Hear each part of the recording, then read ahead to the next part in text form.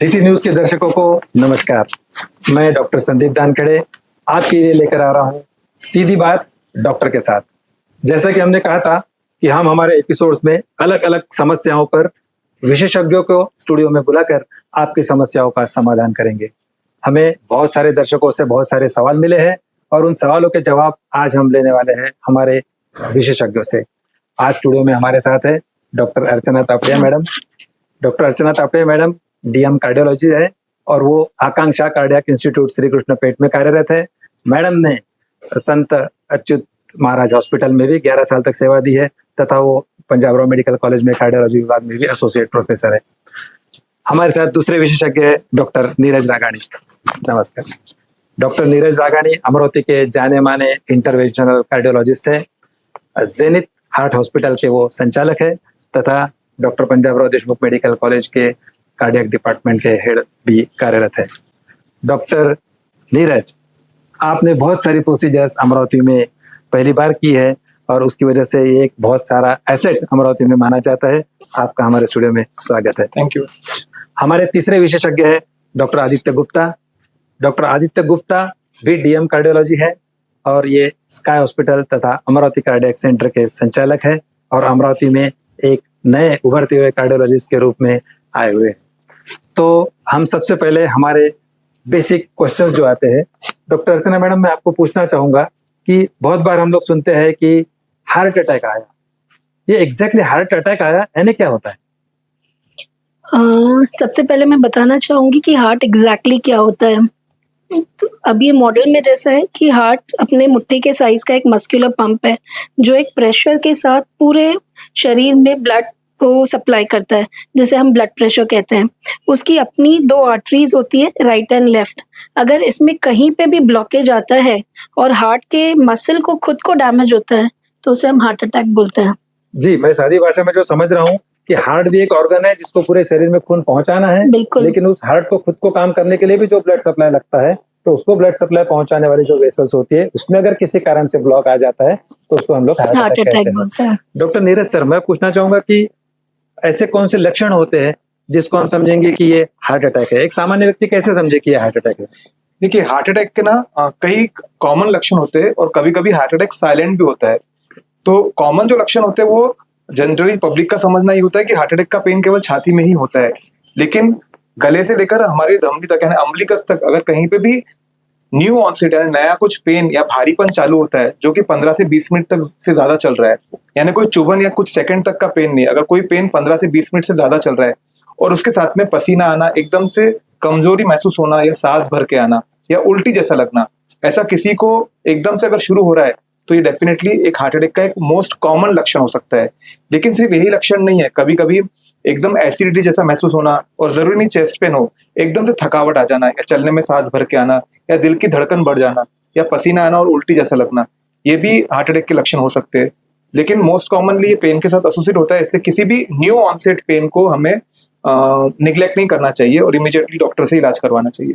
ठीक, डॉक्टर साहब, जैसा आपने कहा कि छाती में दर्द होना और वो पहली बार न्यू ऑनसेट यानी पहली बार कभी इस तरह का पेन हुआ है, और इस तरह का पेन कभी कभी कंधे में भी महसूस होता है या कभी कभी जबड़े में भी महसूस होता है? बिल्कुल, हार्ट अटैक का पेन जैसे मैंने आपको कहा गले से लेकर अम्बिलिकस तक कहीं भी हो सकता है। तो आपके बाह में भी हो सकता है और जरूरी नहीं लेफ्ट आर्म में ही हो, ये राइट में भी हो सकता है, शोल्डर्स में भी हो सकता है, गले में हो सकता है, चेस्ट में हो सकता है, पेट में भी हो सकता है, बैक में भी हो सकता है, और ये एक जगह पे नहीं रहता है। अगर हम इस पेन को डिस्क्राइब करें तो इस पेन को पेशेंट बहुत इजीली डिस्क्राइब नहीं कर पाता। वो ये कहता है कि सर मुझे अनइजीनेस लग रहा है, और उसका हाथ वो अपने चेस्ट पे रखता है। कभी कभी कहता है बहुत भारीपन लग रहा है, बहुत ज्यादा वजन लग रहा है या छाती में दबाव महसूस हो रहा है। जब हम पेशेंट से पूछते हैं कि आपको पेन हो रहा है तो कहता है नहीं सर पेन नहीं हो रहा है, मुझे अनइजीनेस लग रही है। यानी सबकॉन्शियस माइंड को उसको तकलीफ है लेकिन वो एग्जैक्टली उसको डिस्क्राइब नहीं कर पाता। बहुत बार लोगों की एक गलतफहमी भी होती है। बहुत बार हमने सुना है कि लोग सोचते हैं कि मैंने कल बहुत मसाले वाला या बहुत स्पाइसी खाना खा लिया था, शायद मुझे एसिडिटी हो गई हो। इस तरह का थिंकिंग बहुत बार लोगों के मन में आता है। और एक बार हमने तो कई बार सुना है कि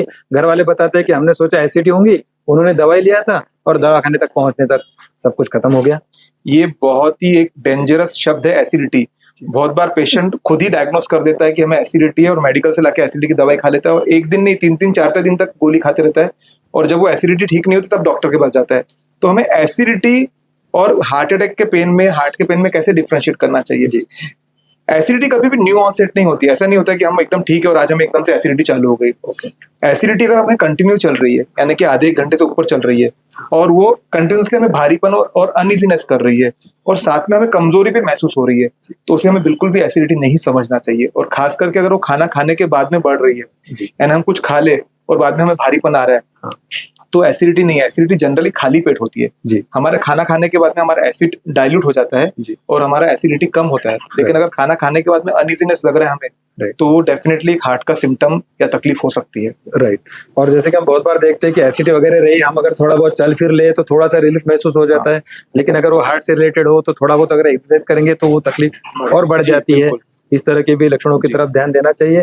तो कभी भी छाती के पेन को, चेस्ट पेन को हम लोगों को एसिडिटी की तरफ नजरअंदाज बिल्कुल नहीं करना है। डॉक्टर साहब, मैं आपसे पूछना चाहूंगा कि बहुत बार हम आजकल न्यूज में सुनते हैं कि यंग लोगों में, पुराने जमाने में हम लोग देखते थे कि जो बहुत बड़े बुजुर्ग होते थे, किसी को ब्लड प्रेशर की तकलीफ है, डायबिटीज की तकलीफ है, शुगर की तकलीफ है, ऐसे लोगों को हार्ट अटैक आता था। लेकिन आजकल हम देखते हैं कि एकदम यंग जवान, एकदम अच्छे से हेल्दी लोग रहते हैं और एकदम कम एज में उनको हार्ट अटैक आ जाता है। इसके क्या कारण है? देखिए, इसके ऊपर तो एक पहले सबसे बड़ा मिथ है कि लोगों को ऐसा लग रहा है कि कोरोना के बाद में ये चीजें बढ़ गई है, यंग पेशेंट में अटैक आने लगा। हाँ, ये कॉमनली लोगों की सोच तो है। लोगों को लगता है तो वैक्सीन की वजह से या कोरोना की वजह से ये अटैक बढ़ गए जी। लेकिन ICMR, हाँ, ये बहुत बड़ी एक इंस्टीट्यूट है, Indian council of medical research, right. इसने एक बहुत बड़ी स्टडी किया इसके ऊपर। ओके। और उसमें इस स्टडी में ऐसा बताया गया है कि ना ही कोरोना का इन्फेक्शन का और ना ही उसके वैक्सीन का ये जो यंग में जो अटैक्स आ रहे हैं, इससे कोई रिलेशन नहीं।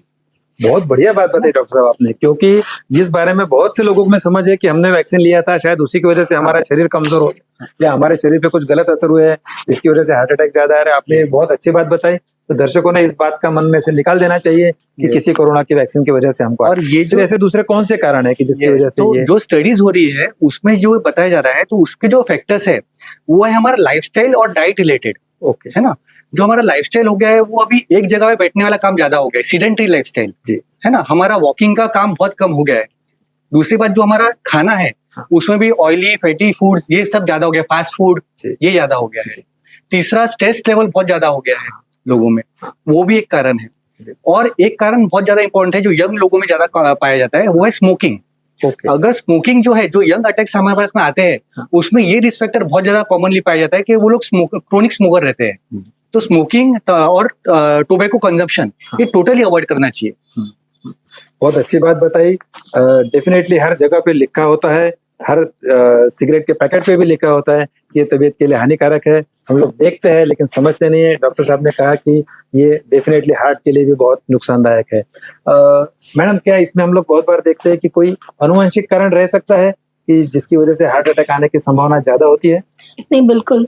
एटलीस्ट 30-40% पेशेंट्स में अनुवांशिक रीजंस अपने को मिलते ही है कि कहीं ना कहीं फैमिली हिस्ट्री होता है जिसमें पेरेंट्स को, ग्रैंड पेरेंट्स को या फर्स्ट डिग्री रिलेटिव्स जैसे मासी, बुआ, चाचा, इन लोगों को हार्ट का प्रॉब्लम आया हुआ है और अब पेशेंट में आया हुआ है। तो उस हिसाब से जो नेक्स्ट जनरेशन को है थोड़ा जल्दी आता है। And specially family history blood pressure की और डायबिटीज़ की बहुत इंपॉर्टेंट हो जाती है। और जिनमें हाई कोलेस्ट्रॉल है, जो फैमिलीज में थोड़ा हाई कोलेस्ट्रॉल चल रहा है, उन लोगों को जल्दी स्क्रीनिंग करना चाहिए कोलेस्ट्रॉल का। मैडम, जैसा आपने कहा कि एक कोलेस्ट्रॉल की बात है, कोलेस्ट्रॉल का एक घटक जो अपने खून में हमेशा पाया जाता है, तो ऐसी कोई टेस्ट अवेलेबल है क्या कि हम लोग ये पता कर सके कि हमको कोई जेनेटिक प्रीडिस्पोजिशन या किसी व्यक्ति को हार्ट अटैक आने के चांसेस ज्यादा है? ये पता करने के लिए कोई कोलेस्ट्रॉल का या कोई ऐसे कोई घटक या कोई ब्लड टेस्ट, ऐसी कोई चीज अवेलेबल है क्या? बेसिकली अपन कंप्लीट लिपिड प्रोफाइल करना चाहिए जिसमें कोलेस्ट्रॉल, ट्राइग्लिसराइड, LDL इम्पोर्टेंट है और लाइपोप्रोटीन है। तो ये सब इम्पोर्टेंट है जिससे हमें पता चलता है कि कितना रिस्क है नेक्स्ट जनरेशन को हार्ट अटैक आने का। ठीक ठीक। जैसा कि अभी मैडम ने बताया कि हम लोग, और डॉक्टर साहब ने भी बताया कि कुछ रिस्क फैक्टर्स भी है जिसके चलते अपने को हार्ट अटैक आने की संभावना का पता चल सकता है। अगर किसी को ये पता चल जाए कि उनमें काफी सारे रिस्क फैक्टर्स है, एकदम से हर किसी के लिए संभव नहीं होता है कि वो लाइफस्टाइल एकदम से चेंज कर दे, क्योंकि आजकल कॉम्पिटिटिव युग है, आपको कंपटीशन बहुत है, वर्क प्रेशर, स्ट्रेस हर किसी को है, एकदम से हर चीज नहीं बदल सकते हैं। लेकिन अगर किसी कारण से किसी व्यक्ति को ये पता चल जाए कि मुझे हार्ट अटैक आने की संभावना ज्यादा है, तो ऐसे व्यक्ति ने क्या प्रिकॉशंस लेना चाहिए किस उम्र के बाद ये प्रिकॉशंस लेना शुरू करना चाहिए और कौन कौन सी चीजें में मॉडिफिकेशंस करना चाहिए? देखिए, सबसे पहले तो हमें ये समझना पड़ेगा कि ऊपर वाले ने, भगवान ने हमारा जो शरीर बनाया है वो ये सोच के नहीं बनाया कि हम किस तरीके का जीवन व्यतीत कर रहे हैं। सही है। चाहे हम वो 18वीं सदी में थे या हम 21वीं सदी में हैं, हमारा बॉडी वैसे ही बना हुआ है और बीमारियां हमें जल्दी आएंगी, क्योंकि हमें अपनी लाइफस्टाइल अगर हम चेंज नहीं करेंगे या हम अपने जीवन शैली को ठीक नहीं करेंगे तो हमारा स्ट्रेस, डाइट, एक्सरसाइज का पैटर्न ये तो हमें चेंज करना ही पड़ेगा। बट डॉक्टर संदीप, आपने जो क्वेश्चन पूछा कि अगर किसी पेशेंट या किसी व्यक्ति को ये मालूम पड़ता है कि उसे रिस्क ज्यादा है, तो कुछ स्कोरिंग सिस्टम्स होते हैं जो हम कैलकुलेट कर सकते हैं। जैसे एक अभी प्रिवेंट स्कोर है जो 2023 में ढूंढा गया था, और उसमें पाया गया कि अगर हम रिस्क कैलकुलेट करते हैं कि कोलेस्ट्रॉल कितना है, फैमिली हिस्ट्री है क्या, स्मोकिंग करते हैं क्या, डायबिटीज है क्या, हाइपरटेंशन है क्या, अगर वो स्कोर उनका 5 या 7.5 से ऊपर आता है तो दे कम इन मॉडरेट रिस्क। ओके। तो अगर आप कोई भी इंसान अगर आप प्रिवेंट स्कोर ऑनलाइन टाइप करेंगे और सर्च करेंगे तो आप अपना भी प्रिवेंट स्कोर कैलकुलेट कर सकते हैं। तो इफ यू सी कि अगर आपका प्रिवेंट स्कोर मोर देन 7.5 है और अगर आप मॉडरेट रिस्क में आ रहे हैं तो आपको डेफिनेटली अपनी बॉडी को ठीक करने के लिए एफर्ट्स लेने पड़ेंगे, क्योंकि अगर आज आप वो एफर्ट्स नहीं लेते हैं तो आने वाले 5 to 10 ईयर्स में आपको हार्ट अटैक आने के चांसेस ज्यादा हो जाते हैं। तो उसमें आप फैमिली हिस्ट्री तो चेंज नहीं कर सकते क्योंकि इट इज प्री डिस्पोज, आप उसमें ऑलरेडी प्री डिस्पोज है। आपको रेगुलरली आपका ब्लड प्रेशर, आपका शुगर चेक करते रहना चाहिए, उसे कंट्रोल में रखना चाहिए, और उसके लिए जो नेसेसरी डाइट चेंजेस है, जो एक्सरसाइज है, जो स्ट्रेस मैनेजमेंट है, आप टाइम पे काम पूरा कर लीजिए। अगर आप स्ट्रेस को नींद में लेके जाएंगे या काम को आप नींद में लेके जाएंगे तो डेफिनेटली आपके हार्ट पे वो over a period of time हानिकारक रहेगा। तो आप अपनी रिस्क देखिए कितनी है, अपने पैरामीटर्स को प्रॉपर कंट्रोल कीजिए, शुगर, ब्लड प्रेशर, वेट, आप महीने में 2 महीने में एक बार वेट चेक करते रहिए।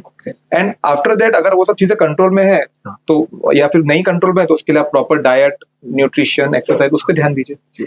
बहुत अच्छी बात बताई डॉक्टर साहब ने कि केवल अपने को जेनेटिक प्रीडिस्पोजिशन ही नहीं, अपने को लाइफस्टाइल के मॉडिफिकेशंस बहुत जरूरी है, और जब तक हम वो नहीं करेंगे हमारी हार्ट अटैक आने का खतरा बढ़ता रहेगा।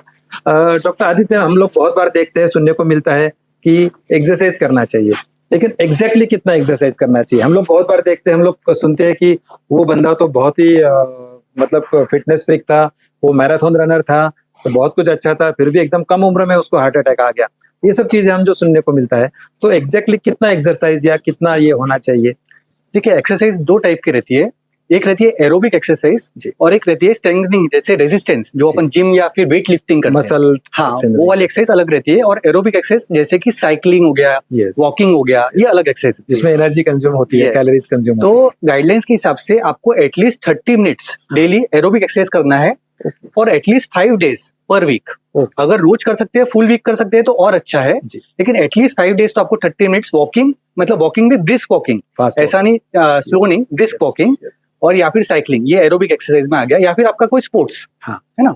और जो रेजिस्टेंस एक्सरसाइज रहते हैं उसके लिए 30 minutes at least 2 days in a week. हाँ, तो उसमें अपना जो बॉडी का स्ट्रेंथ है वो भी मेंटेन रहता है, तो इसके लिए दोनों एक्सरसाइज इंपॉर्टेंट है। ठीक है। जैसा कि डॉक्टर साहब ने कहा कि हमारी जो ब्रिस्क वॉकिंग जैसी एक्सरसाइज 7 दिन में से कम 5 दिन, कम से कम 30 मिनट तक, 30 मिनट तक होना चाहिए हर रोज, और हफ्ते में कम से कम 2 बार हमारा जो वेट ट्रेनिंग है, मसल ट्रेनिंग जो हम स्ट्रेंथनिंग कहते हैं, वो वाली एक्सरसाइज अपनी होनी चाहिए। ये बहुत इंपॉर्टेंट है, क्योंकि बहुत बार लोगों में ये गलतफहमी हो जाती है कि मेरा जो मैं दौड़ भाग करता हूँ, मेरा तो चलना इतना हो जाता है, मेरे तो स्टेप्स इतने हो जाते हैं। बहुत से लोग स्मार्ट वॉच लगाते हैं और उनको लगता है कि इतने स्टेप्स मेरे काम में चल के दिन भर हो गए, यानी वो मेरा काम हो गया। तो यहाँ पर अपने को मशीन्स और खुद के इसमें यहाँ पे फर्क महसूस करना है। आपका जो ब्रिस्क वॉकिंग है कि आपको पसीना आ जाए, सभी जो एक अपन कॉमन लोगों की हमारा एक्सरसाइज शुड बी लाइक, अगर हम एक्सरसाइज करने जा रहे हैं तो हमारा एम एक्सरसाइज करना ही होना चाहिए, हमारे दिमाग में तब टारगेट्स नहीं होना चाहिए। ओके। एक रिक्शा चलाने वाले को भी एक्सरसाइज करना चाहिए। ओके। अगर वो दिन भर रिक्शा चला रहे, इतनी एनर्जी कंज्यूम हो रही है, तो जो भाई मुझे भी यहाँ पहुंचना है, जो काम में स्ट्रेस है, but your exercise should be a peace of mind. Okay, कि आप आज एक्सरसाइज। तो डॉक्टर साहब, इसमें हम एक्सरसाइज करते करते फोन पे बातें करेंगे या कोई काम की चीजें करते रहेंगे, इसको व्हाट्सएप टेक्स्ट मैसेज करते रहेंगे? Ideally you should, while doing exercise you should just do exercise ideally. Okay, मेरे ख्याल से ये भी एक बहुत इंपॉर्टेंट पॉइंट है जो डॉक्टर साहब ने कहा। मैडम, आप कुछ कहना चाहते हैं? ब्रिस्क वॉकिंग का भी एक डेफिनेशन है कि इट इज 100 स्टेप्स पर मिनट। ओके अगर आप मन में कैलकुलेट करें कि आप 1 मिनट में 100 स्टेप्स कर रहे हो क्या, that is brisk walking. Okay हाँ। Okay okay. लेकिन मेरे ख्याल से जहाँ तक मैडम ये बहुत अच्छा है, लेकिन कहीं ऐसा ना हो जाए कि जो बोलते हैं ना कि टाइप 1 पर्सनैलिटी वाला पर्सन है कि वो स्टेप गिनने का ही टेंशन ले ले और स्ट्रेस ले ले। लेकिन एक बार एक रफली अगर आपको आदत हो जाती है कि यूजुअली मैं किस स्पीड से चल रहा हूँ और उस स्पीड से अगर प्रॉपरली चले तो वो एक रफली उसके अराउंड हमारा ये चलना होना चाहिए। डॉक्टर साहब अभी हमने एक्सरसाइज के बारे में सुना, लेकिन कितना होना चाहिए ये भी सुना, कम से कम हो इतना मिनिमम होना चाहिए। क्या इसका एक्सेसिव कोई है कि इससे ज्यादा नहीं होना चाहिए? क्या ऐसा भी कुछ होता है एक्सर्शन? या दूसरी बात मैं इसको पूछना चाहूंगा कि जैसे हमारा शरीर जब भी कोई ज्यादा एक्सरसाइज करता है तो हमारे शरीर को रेस्ट की या नींद की जरूरत होती है, तो क्या नींद का कोई फैक्टर होता है कि जिससे हम लोग हमारे शरीर को जरूरत होती है, या उसकी कमी की वजह से कभी हार्ट अटैक आने के चांसेस बढ़ सकते हैं क्या? देखिए, जो आपने पहला क्वेश्चन पूछा, तो जो स्टडीज बता रही है कि अनएक्लिमेटाइज्ड एक्टिविटी, यानी कि जिसका अपने बॉडी को एक्लिमेटाइजेशन नहीं है, जी। जैसे कि आदत नहीं है, जी तो अगर आपका बॉडी को आदत नहीं है और आप पहले ही दिन 10 किलोमीटर भाग लेंगे, तो वो आपकी बॉडी को कहीं ना कहीं हार्म करेगा। क्या रहता है, वेसल्स पे प्लाक रहता है, हाँ। और जो प्लाक रहता है वो कभी रप्चर हो सकता है। जी अगर आप बहुत ज्यादा आपकी बॉडी को जो आदत नहीं है वो कर रहे हो, तो पहले आपको उसको आदत डालना पड़ेगा। पहले धीरे धीरे चालू करना पड़ेगा, धीरे धीरे आपको इंक्रीज करना पड़ेगा आपके एक्सरसाइज लेवल। जी। ऐसा नहीं कि आप पहले दिन ही बहुत ज्यादा एक्सरसाइज कर रहे हो, है ना। ये एक पहला चीज हो गया। और जो स्लीप है, स्लीप तो बहुत ही ज्यादा इंपॉर्टेंट है। At least 7 to 9 hours of sound sleep. Sound sleep मतलब एकदम कंटिन्यूस अच्छी स्लीप, है ना, ये बहुत जरूरी है। क्योंकि जब स्लीप नहीं होती है, क्या होता है, बीपी रहना, अपना बीपी रात के टाइम में डिप होता है जब हम सोते हैं। हाँ। तो अगर अपनी नींद अच्छी नहीं हो रही तो एक तो हाइपरटेंशन अपना परसिस्टेंट रहेगा नाइट में भी। दूसरी बात, जो हार्मोन्स रहते हैं वो हार्मोन्स में बढ़ते हैं, जैसे कि कोर्टिजोल हो गया, एड्रेनालिन हो गया। ये हार्मोन्स जब अपने को अच्छी स्लीप नहीं मिल रही है, तो ये अपने बॉडी में बढ़ते हैं। तो ये दोनों चीज और वापस से बीपी इंक्रीज करते हैं, तो ये और एक रिस्क फैक्टर हो जाता है हार्ट अटैक के लिए। तो इसके लिए साउंड स्लीप होना एटलीस्ट फॉर 7 to 9 आवर्स, ये बहुत जरूरी है। डॉक्टर साहब, जो आपने सब बताया उस हिसाब से मैं ये समझ रहा हूँ कि अपनी बॉडी जितनी भी मेहनत करती है, आखिरकार उसको रिकवर करने का काम अपना नींद में होता है, और वो कम से कम 7 से 9 घंटे होना बहुत जरूरी है। तभी आपके शरीर का ठीक से रिकवरी होंगी, या आपको अदरवाइज आपको हार्ट अटैक आने के चांसेस बढ़ जाएंगे। सवाल अभी काफी है, हम एक बार छोटा सा ब्रेक लेते हैं, इसके बाद हम फिर से इसके बारे में, ट्रीटमेंट और उसकी मोडालिटीज के बारे में जानकारी लेकर फिर से उपस्थित होंगे। नमस्कार।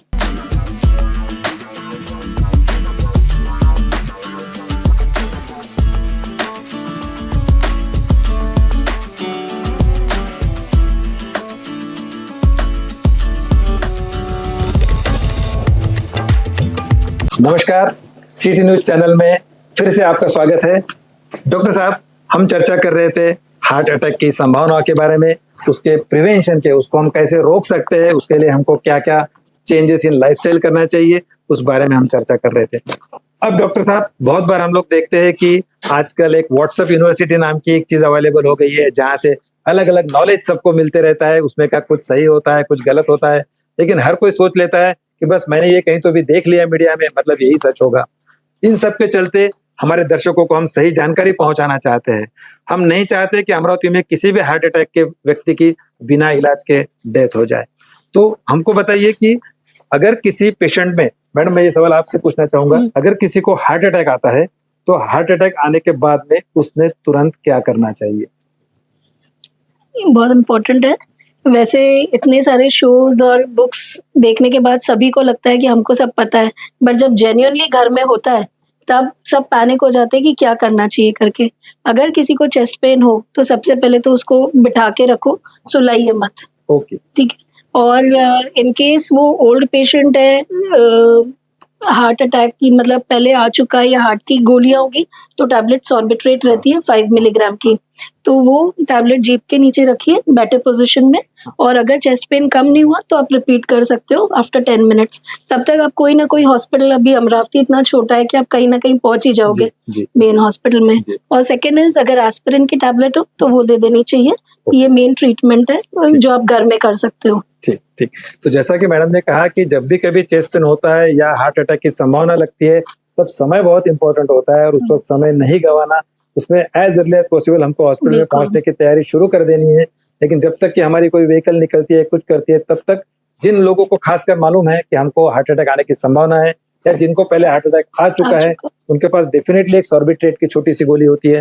ये गोली अपने घर में रहनी चाहिए ऐसे लोगों के लिए, खासकर जिनको खतरा सभी है। जगह रहना चाहिए। इनफैक्ट मैं तो सब पेशेंट्स को एडवाइस करती हूँ, आप वॉलेट में रखिए, कहीं पे भी जा रहे तो आपके रिलेटिव्स के पर्स में होना चाहिए, आपको नहीं तो किसी और को भी काम में आएगी, और स्पेशली टॉयलेट में होना चाहिए, बिकॉज वो एक जगह है जहाँ पे आदमी मैक्सिमम स्ट्रेन करता है और वहाँ चेस्ट पेन होता है। एग्जैक्टली मैडम, एक और एक बात हम लोग हमेशा सुनते हैं कि बहुत बार किसी को कॉन्स्टिपेशन होता है हाँ। और वो स्ट्रेन करते वक्त में उसको तुरंत वहां पर हार्ट अटैक आ जाता है। बिल्कुल। तो ये आपने बहुत अच्छी बात बताई कि सॉर्बिट्रेट हर जगह पर अपने पास अवेलेबल होनी चाहिए और ये चीज अपनी जान बचाने में डेफिनेटली कारगर साबित होती है। कम से कम हमको इतना समय देती है कि हम हॉस्पिटल में पहुंच सके और उसके लिए जो जरूरी है वो ट्रीटमेंट ले सके। डॉक्टर नीरज सर, हम हमेशा बहुत सारे शब्द सुनते हैं जैसे कि एंजियोग्राफी, एंजियोप्लास्टी, बाईपास। ये क्या है? What is angiography, what is angioplasty? Common लोगों के लिए लगभग एक ही शब्द है, हार्ट से रिलेटेड कोई तो भी ट्रीटमेंट है और ये बहुत महंगी होती है। इतनी एक बेसिक लोगों के लिए होता है और कुछ लोगों को इसकी वजह से एक मन में डर लगा रहता है कि कुछ तो भी हार्ट के हॉस्पिटल के पास जाएंगे तो यही सब होगा और बहुत सारा खर्चा लगेगा। तो थोड़ा इसके बारे में हमारे दर्शकों को बताइए कि ये सब क्या होता है और इसके लिए क्या इसकी जरूरत है। डॉक्टर संदीप, जैसे हम मेडिकल लैंग्वेज में कहते हैं, एनजीओ का मतलब होता है ब्लड वेसल्स जी और ग्राफी का मतलब होता है फोटो निकालना। जी। तो जैसे एंजियोग्राफी का मतलब होता है ब्लड वेसल्स का फोटोग्राफ निकालना, ओके। और प्लास्टी का मतलब होता है उसको रिपेयर करना। तो एंजियोप्लास्टी को हम कहते हैं ब्लड वेसल को रिपेयर करना। ओके। अब एंजियोग्राफी बहुत एक्सपेंसिव जांच नहीं है और आजकल गवर्नमेंट काफी स्कीम्स निकाल रही है जिसके थ्रू काफी जो पुअर पीपल है, जो नहीं अफोर्ड कर सकते, वो फ्री ऑफ कॉस्ट या काफी मिनिमम रेट में भी एंजियोग्राफी करवा सकते हैं और काफी योजनाओं में फ्री ऑफ कॉस्ट एंजियोप्लास्टी भी अवेलेबल है। ओके। डेफिनेटली एक एंजियोप्लास्टी करने के लिए जो इक्विपमेंट्स लगते हैं, जो सामान लगता है, जो मशीनरी, स्टाफ, बैकअप, हॉस्पिटल लगता है, वो काफी एक्सपेंसिव होता है। तो प्राइवेट हॉस्पिटल में जाने के बाद में एंजियोप्लास्टी एक एक्सपेंसिव ट्रीटमेंट है। हाँ। एंड काफी लोग आजकल हम देख रहे हैं कि आफ्टर कोविड इंश्योरेंस का जो पेनिट्रेशन है हमारे मार्केट में काफी बढ़ गया है। तो most of the people they are वो इंश्योर्ड है, तो इंश्योरेंस में पूरी तरीके से कवर होता है। तो एंजियोग्राफी एक सिंपल टेस्ट है और इसे बिल्कुल भी हमें घबराना नहीं चाहिए। एंजियोग्राफी करने के लिए डॉक्टर को हार्डली 5 to 10 मिनट्स लगते हैं, उस पेशेंट को प्रिपेयर करने के लिए 10 मिनट्स लगते हैं और एंजियोग्राफी होने के बाद में अगर नॉर्मल है तो विद इन 30 to 40 मिनट्स हम पेशेंट को घर पे भेज देते हैं। सेम डे पेशेंट्स चल के जाते हैं क्योंकि हम आज की तारीख में हम 99.99% ऑफ द एंजियोग्राफीज हम हाथ से ही करते हैं। ओके। तो पेशेंट जब भी हमारे पास आता है काफी पैनिक रहता है क्योंकि वो एंजियोग्राफी जैसे ही वर्ड सुनता है, हाँ। बहुत बदनाम वर्ड है एंजियोग्राफी। आप उसको सीटी स्कैन बोल दो, आप उसको कुछ भी बोल दो, करा लेना है। हाँ। लेकिन आपने एंजियोग्राफी बोला तो पहले भाग जाता है। बहुत से लोगों के मन में तो डर ही लगता है कि एंजियोग्राफी क्या हो गया तो उसके बाद में मेरी एंजियोप्लास्टी होना ही है और मुझे लाखों का खर्चा लगना ही है, ऐसा एज्यूम करके तो ये थोड़ी सी हम इसको बोलेंगे कि भाई ये थोड़ा सा बदनामी हो गई है कि जैसे एंजियोग्राफी होगी तो एंजियोप्लास्टी को पकड़ के कर ही लेगा डॉक्टर, एंजियोप्लास्टी तो स्टैंड डाल ही देगा। तो ये चीजें ऐसे आज भी आजकल सही नहीं रही है। पुराने 8-10 साल पहले जब टेक्नोलॉजी नहीं थी, व्हाट्सएप नहीं था, तब ठीक था, लेकिन आजकल हर कोई इतना वेल एजुकेटेड है चैट जीपीटी, जेमिनी के जमाने में कि उन सबको समझते हैं हर चीज। लोग हमारे पास गूगल लेके आ जाते हैं, सर ऐसा है। तो मुझे ऐसा लगता है कि unless it's an heart attack, जहाँ पे every second is important, minute भी नहीं, वहां पे एंजियोग्राफी के लिए अगर पेशेंट रेडी है तो he should be ready for angioplasty as well. Okay. कि आपने एंजियोग्राफी की, ब्लॉकेज है 100%, उसको इमीडिएटली ओपन कर दीजिए। लेकिन अगर पेशेंट को हार्ट अटैक नहीं है तो फिर एंजियोग्राफी करने के बाद में हम जब पेशेंट से डिस्कस करते हैं और क्रिटिकल ब्लॉकेज नहीं रहता है तो हम उसे दवाई लिख के आधे घंटे में घर पे भेज देते हैं। लेकिन अगर क्रिटिकल ब्लॉकेज है तो हम उसे ऑप्शन देते हैं कि भाई एंजियोप्लास्टी करना चाहिए, आपके पास पैसा है तो आप यहाँ पे कराइए, पैसा नहीं है तो आप गवर्नमेंट हॉस्पिटल में भी ऑप्शन है आपके पास। तो it's Amravati is blessed to have so many cardiologist. आज की तारीख में जब मैं फर्स्ट टाइम आया था 2013 में तो मैडम ही थी सिर्फ, और मैं अकेला जो इंटरवेंशन कर रहा था। लेकिन आज हमारे पास 12-15 कार्डियोलॉजिस्ट है, 12 से 13 कैथलैब्स है। सिटी के हर एरिया में पेशेंट इजीली पहुंच सकता है। तो मुझे ऐसा लगता है साइंस काफी एडवांस हो गया है और हमें साइंस की मदद लेके हर पेशेंट की लाइफ एक्सपेक्टेंसी बढ़ानी चाहिए और बेस्ट ट्रीटमेंट अवेलेबल कराना चाहिए। बहुत अच्छी बात बताई डॉक्टर साहब आपने। एक मेरे ख्याल से दर्शकों के मन से अभी ये डर निकल जाना चाहिए कि एंजियोग्राफी एक छोटी सी प्रोसीजर है जिसके लिए बहुत कुछ नहीं लगता है। केवल इधर उधर के वीडियो देख के अपने मन में कोई डर पालने की जरूरत नहीं है। एंजियोग्राफी के जरिए आपको एग्जैक्टली आपकी हार्ट की कंडीशन क्या है, ब्लॉक्स कुछ है क्या, ब्लॉकेजेस, वो उसमें पता चल सकता है। और जैसे डॉक्टर साहब ने कहा कि अगर जरूरत रही उसमें और बहुत ज्यादा उसके लिए ट्रीटमेंट की जरूरत है प्लास्टिक या रिपेयर की, तो ही ऐसी रिपेयर की जाती है, बिना वजह ऐसी कोई रिपेयर नहीं की जाती है। ऐसा कोई मन में डर रखने की इनफैक्ट अगर ब्लॉकेज 70-80% तक भी है तो हम उसे मेडिसिन पे मैनेज कर सकते हैं। डॉक्टर साहब, ये भी एक और सवाल मन में आता है कि एग्जैक्टली कितने % ब्लॉकेजेस रहने पर अपने को प्लास्टिक की जरूरत होती है, या उसके लिए कोई अदर फैक्टर्स भी होते हैं क्या? जैसे बहुत बार कोई भी हम लोग को सुनने को मिलता है, लोग हमेशा कंपेयर करते हैं अरे यार उसको तो डायबिटीज भी है, वो तो इतना मोटा है, उसको कभी हार्ट अटैक नहीं आया, मैं तो दुबला पतला हूँ, मुझे क्यों हार्ट अटैक आया। या कोई सोचता है अरे उनको तो 70% ब्लॉक था, उनको डॉक्टर साहब ने कुछ नहीं किया, मुझे तो 60% ही थे ब्लॉकेजेस, लेकिन मुझे बोला है। तो क्या ऐसे और भी कोई फैक्टर्स है या परसेंटेज का कुछ कम ज्यादा प्रमाण है जिसके आधार पर डिसीजन होता है? देखिए, ओवरऑल अगर हम देखा जाए मोटा मोटी तो 70% के जो नीचे के ब्लॉकेज रहते हैं वो जनरली तकलीफ देते ही नहीं है। ओके और बहुत बार एंजियोग्राफी पेशेंट किसी और कारण से कराता है, भाई उसे अटिपिकल चेस्ट पेन है, ओके यहाँ चुभता है, यहाँ चुभता है, भाई मुझे एंजियोग्राफी मेरे प्रिवेंशन के लिए करानी, ब्लॉकेज है क्या नहीं है। तो 70% के नीचे के ब्लॉकेज जनरली तकलीफ नहीं देते अनलेस वो मेन आर्टरी में, लेफ्ट मेन में। जो ब्लॉकेज 80-85% से ऊपर जाते हैं हाँ। वो धीरे धीरे तकलीफ देना शुरू करते हैं। भाई मुझे पहले 3 माले पे चढ़ने में दिक्कत नहीं होती थी, लेकिन अब मैं 2 माले पे थक जाता हूँ। हाँ।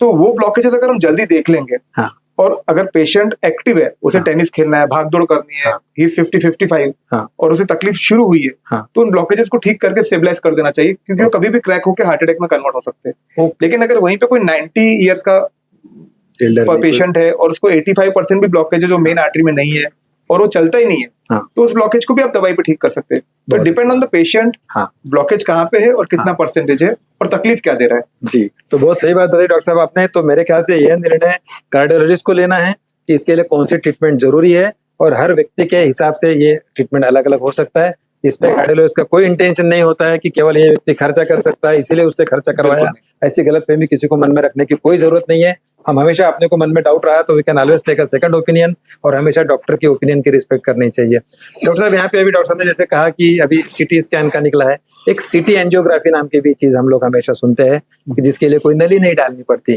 सीटी स्कैन से हो जाता है। तो ये एग्जैक्टली सीटी एंजियोग्राफी या सीटी कैल्शियम स्कोर या ये सब चीजें हम जो सुनते हैं वो, और कन्वेंशनल एंजियोग्राफी, ये दोनों के बारे में हमको जरा थोड़ा बताइए।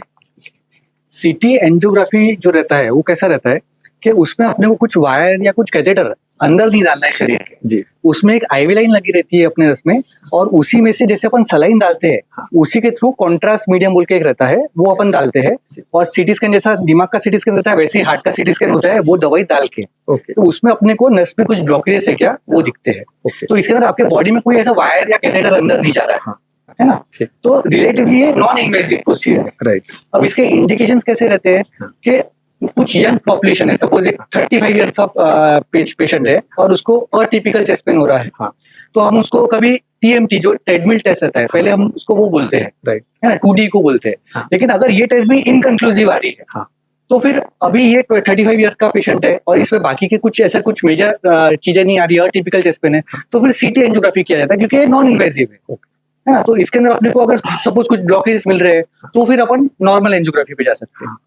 यही अगर सपोज काफी ओल्ड एज पेशेंट्स है ना, तो उसके अंदर अगर सपोज टिपिकल सिम्टम्स है तो उस पर अपन डायरेक्ट एंजियोग्राफी के लिए भी जा सकते हैं। तो depend on the patient scenario, उसका पूरा क्लिनिकल प्रोफाइल के हिसाब से डिसाइड होता है कि इसको नॉर्मल नॉर्मल एंजियोग्राफी लगने वाला है या सीटी एंजियोग्राफी लगने वाला है। ओके, है ना, दोनों के अपने अपने इंडिकेशंस है। ठीक। डॉक्टर साहब जैसा आप बता रहे हैं कि ये निर्णय कार्डियोलॉजिस्ट लेना होता है कि आपके लिए क्या सही रहेगा। अक्सर हम देखते हैं कि किसी के फैमिली में या किसी के रिश्तेदारों में अगर कहीं पर हार्ट अटैक आ जाता है तो वो सब लोग बोलते हैं कि हमको हमारा कार्डियक इवैल्यूएशन करना होता है।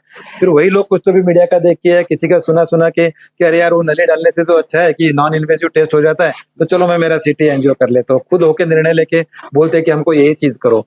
तो ये गलत है और ये निर्णय डॉक्टर्स को या कार्डियोलॉजिस्ट को लेना चाहिए कि आपके लिए कौन सा इन्वेस्टिगेशन अप्रोप्रिएट रहेगा, और उनका सुनकर ही इन्वेस्टिगेशन होने चाहिए, वरना वो एक और आपके लिए बिना वजह, कई बार एक हम लोग कुछ चीजों में जैसे हम लोग फॉल्स पॉजिटिव या फॉल्स नेगेटिव चीजें देखते हैं कि कुछ थोड़ा सा दिख गया और उससे और टेंशन में आ गए और बिना वजह ही बोलते हैं कि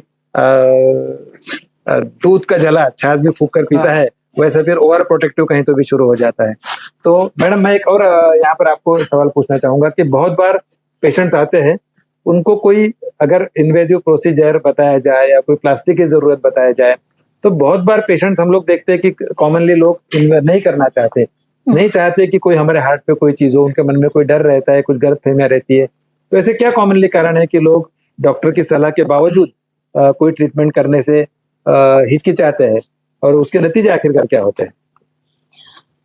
बेसिकली डर बहुत है लोगों में, एक्सेप्टेंस ऑफ डिजीज नहीं रहता है। Okay. जैसे कल ही मेरे पास एक 30 ईयर ओल्ड पेशेंट आई थी, फीमेल पेशेंट, जिसको संडे को चेस्ट पेन हुआ, उसको कल मैंने बोला हार्ट अटैक है और नीरज के पास एंजियोग्राफी के लिए भेजा तो वो जाने को ही तैयार नहीं थी। मतलब वो जाने को तैयार नहीं थी, वो एक अलग इशू है, हस्बैंड भी भेजने को तैयार नहीं, जब तक कि आप उनको ये नहीं समझाओ कि इसके लाइफ की जिम्मेदारी आपके ऊपर है। राइट। हाँ, तो लोग भी इतने सारे रिलेटिव्स है इंडिया में जो अपना ओपिनियन पहले देते हैं। करेक्ट। यहाँ पर ऐसे कहते हैं कि रिक्शा वाला भी आपको बता देता है कि कौन सा हाँ, डॉक्टर अच्छा है या क्या हाँ। करना चाहिए।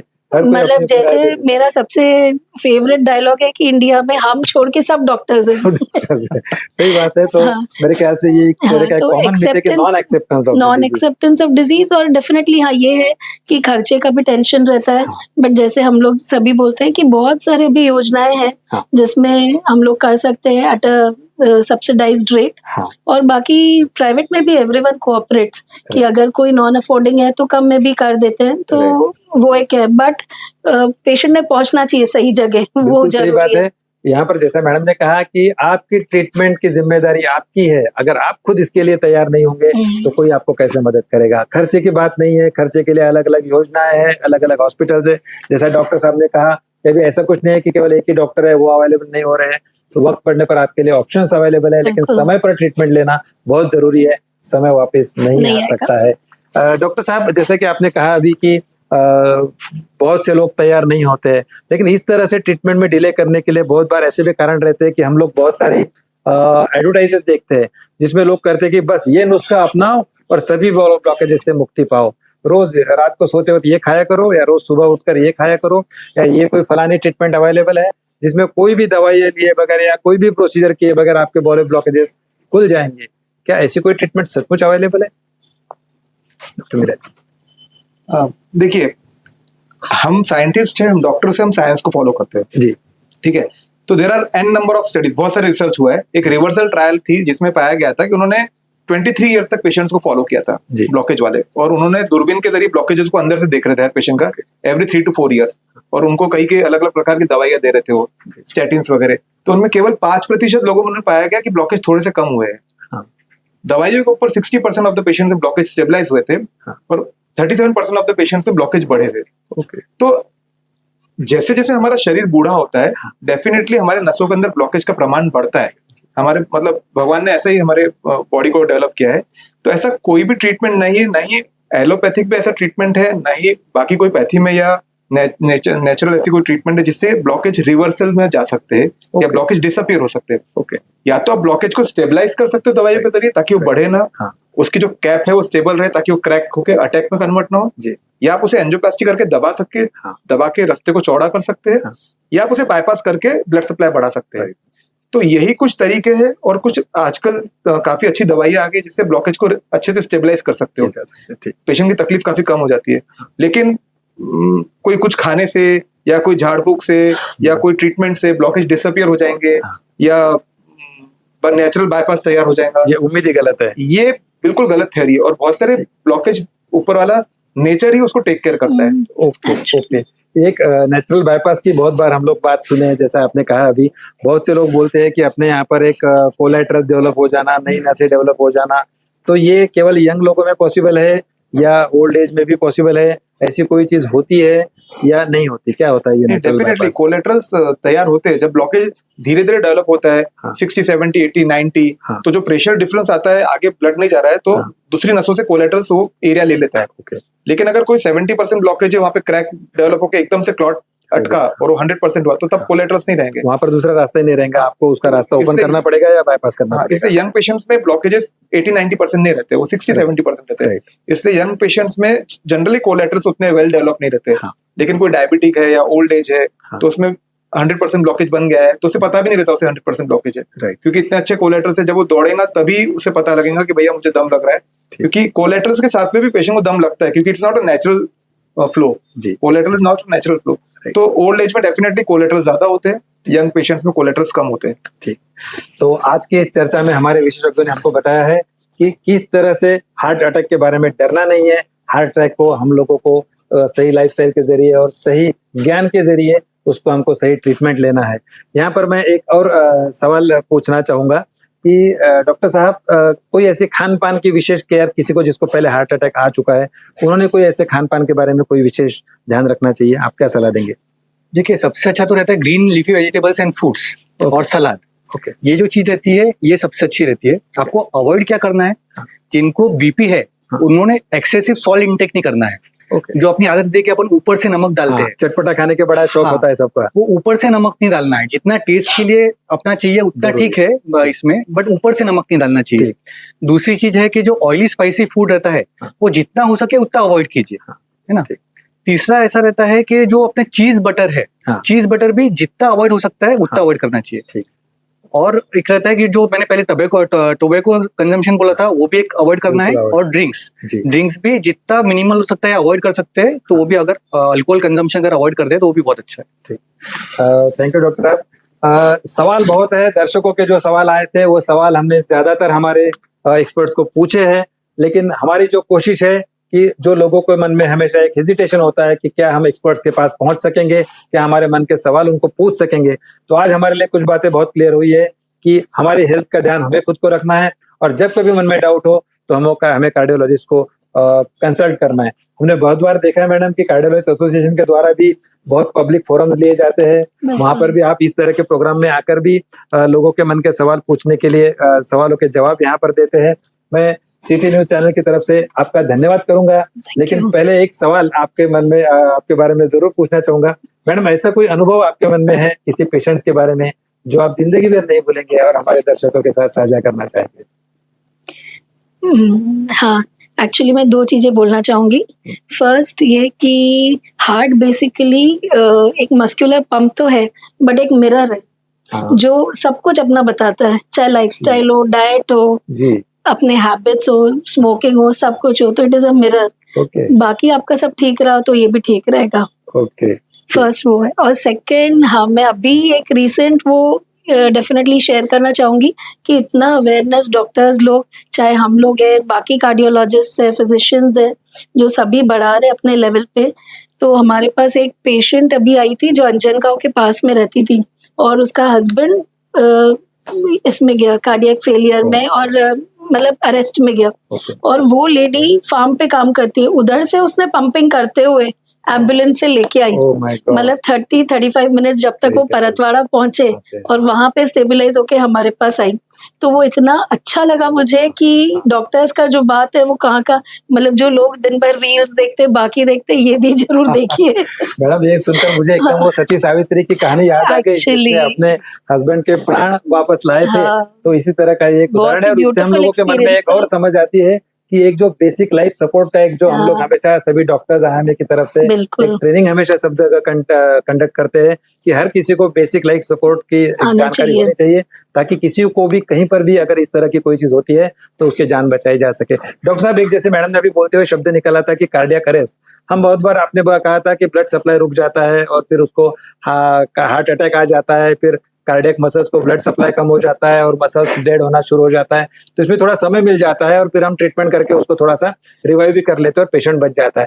लेकिन सडनली हम लोग बहुत बार वीडियोस में भी देखते हैं कि कोई व्यक्ति काम कर रहा था, भाषण दे रहा था, डांस कर रहा था किसी शादी में, और सडनली उसको कार्डियक अरेस्ट आ जाता है और वो सडनली कोलैप्स हो जाता है।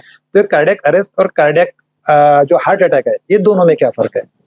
देखिए हार्ट अटैक जो है वो सर्कुलेशन प्रॉब्लम है, ओके और cardiac arrest is a conduction problem. Okay heart attack में आपका जो ब्लड फ्लो है हाँ। वो ब्लड फ्लो कम हो रहा है या बंद हो रहा है, ओके और कंडक्शन सिस्टम में आपका जो करंट है हार्ट का हाँ। वो स्टॉप हो रहा है। ओ तो या तो वो स्टॉप हो जाएगा या तो फिर उसका जो रेट है वो कम ज्यादा हो जाएंगे, अरिथमियास, जी जी है ना, वेंट्रिकुलर अरिथमियास, वेंट्रिकुलर फिब्रिलेशन। जी तो जो कार्डियक अरेस्ट है वो बहुत चीजों की वजह से हो सकता जी। है। हार्ट अटैक जो है वो मसल जो वेसल्स है उसमें ब्लॉकेज की वजह से नहीं होगा, राइट लेकिन जो कार्डियक अरेस्ट है वो बहुत सारी चीजों की वजह से हो सकता है, जैसे कि HOCM बोल के जो अपनी जो हार्ट की मसल रहती है वो जेनेटिकली एनलार्ज रहती है ओके ये बीमारी में, जी, कार्डियोमायोपैथी जो कार्डियोमायोपैथीज में, जी। है ना। और भी ऐसे बहुत सारे सिम्टम्स है जिसमें जी। सडन कार्डियक अरेस्ट आ सकता है, हाँ, हाँ। या फिर नॉन हार्ट रिलेटेड चीजों में भी कभी कभी कार्डियक अरेस्ट हो सकता है, पॉइजनिंग हो गया जी या कुछ और चीज हो गई, जी। तो ऐसी चीजों में भी कार्डियक अरेस्ट हो सकता है। तो वो एकदम ही डेंजरस है, क्योंकि वहां पर सडनली डेथ हो जाती है। ऐसे में केवल basic life support basic life support लेके आपको इमरजेंसी हॉस्पिटल जाना जा सकता है।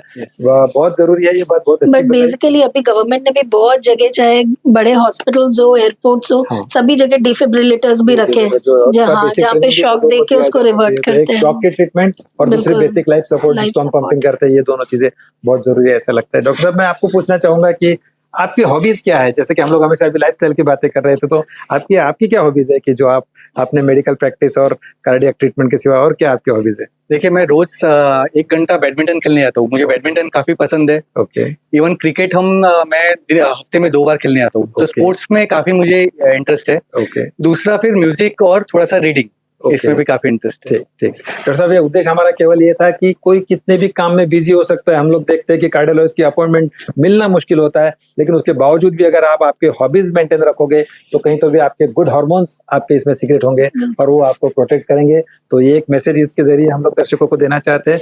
डॉक्टर नीरज सर, आप भी काफी बिजी कार्डियोलॉजिस्ट है। सबसे पहले तो मैं आपको धन्यवाद देना चाहता हूँ कि आज आपने स्टूडियो में आकर और हमारे तीनों एक्सपर्ट्स ने यहाँ आकर अपनी जानकारी यहाँ साझी की और दर्शकों के सवालों के जवाब दिए। डॉक्टर साहब, मैं आपको पूछना चाहूंगा कि आप अपनी फिटनेस के लिए रेगुलरली क्या करते हो?